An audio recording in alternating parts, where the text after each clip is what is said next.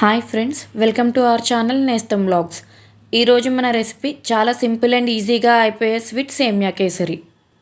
సేమియా కేసరి స్వీట్ చేయడానికి ముందుగా స్టవ్ మీద ఒక మందపాటి ప్యాన్ పెట్టుకొని అందులో 2 to 3 టేబుల్ స్పూన్స్ నెయ్యి యాడ్ చేసుకోవాలి.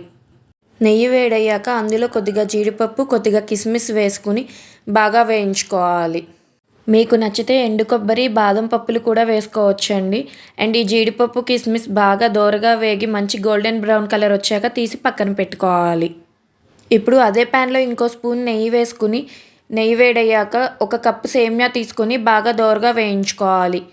ఈ సేమియా అంతా మనం లో ఫ్లేమ్ టు మీడియం ఫ్లేమ్లో పెట్టుకొని వేయించుకోవాలి. అప్పుడే సేమియా బాగా వేగుతుంది, లేదంటే సేమియా వేగకుండానే మాడిపోతుంది.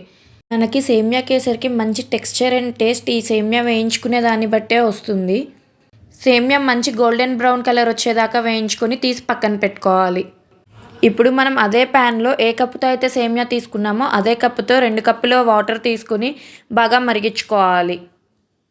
ఈ వాటర్ మరిగేలోపు నేను ఫ్రెష్గా యాలకుల పొడి ప్రిపేర్ చేసుకుంటున్నాను. యాలకుల పొడి కోసం చిన్న రోట్లో 2 తొక్కు తీసేసిన యాలకులు, ఇంకా 1 స్పూన్ పంచదార వేసి దంచుకుంటున్నాను.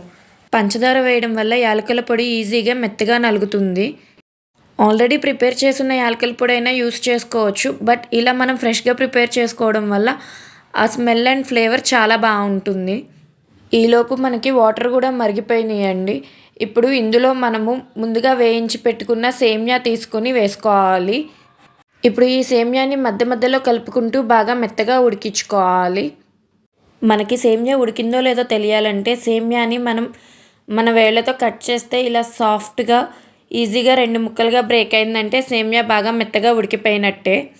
ఇప్పుడు ఇందులోకి మనం ఏ కప్పుతో అయితే సేమియా తీసుకున్నామో అదే కప్పుతో 3/4 కప్పు పంచదార తీసుకుని బాగా కలుపుకోవాలి.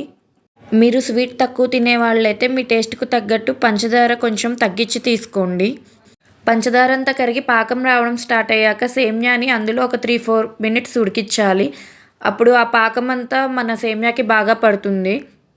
సేమియా మనకి ఈ కన్సిస్టెన్సీలో వస్తే సరిపోతుంది. ఇందులో మనం ముందుగా ప్రిపేర్ చేసి పెట్టుకున్న యాలకుల పొడి, ముందుగా వేయించి పెట్టుకున్న డ్రై ఫ్రూట్స్ వేసుకొని బాగా కలుపుకుంటూ 2 నిమిషాల పాటు ఉడికించుకోవాలి.